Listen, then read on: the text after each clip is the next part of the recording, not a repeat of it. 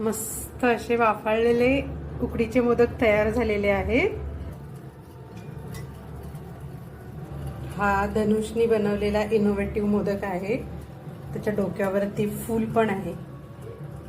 गडबड असल्यामुळे तरी 2 ठिकाणी लावले होते मोदक उकडायला, तरी पण इथे हे अजून राहिलेलेच आहेत।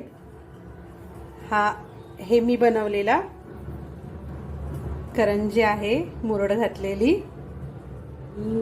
हे धनुनी प्रयत्न केलाय मुरड घालण्याचा, बऱ्यापैकी जमली आहे।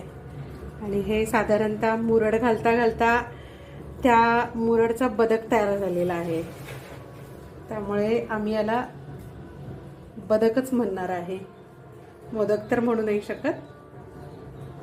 सो आता हे अजून स्टीम व्हायचे राहिले आहे आणि इथे हे ऑलरेडी स्टीम झालेले आहे आणि इकडे हे अजून आहेत।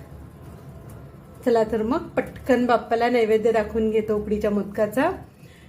तुम्हाला पण जर असे छान उकडीचे मोदक बनवायचे असतील तर दी आर्ट ऑफ कुकिंग भारत या आपल्या चॅनलवरती मी ऑलरेडी व्हिडिओ अपलोड केलेला आहे, तर त्याची लिंक पण मी खालती दिलेली आहे।